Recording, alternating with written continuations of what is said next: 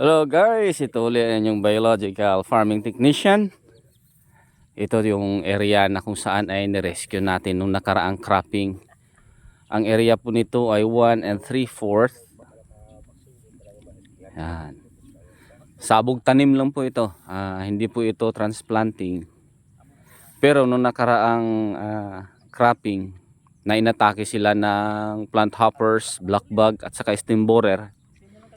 Tapos may sakit pa na namumula yung palay. After natin ma-rescue at makapag-apply sila ng dalawang application ng biological control, crop vaccine, at in-applyan din po natin ng Harvest Max, Crop Viagra, dalawang beses din.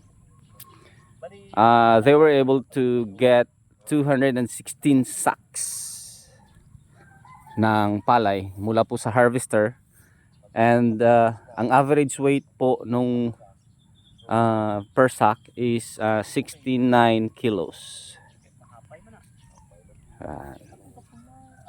Ang ganda. So sa mga kasamahan po nating mga magsasaka dyan na nagnanais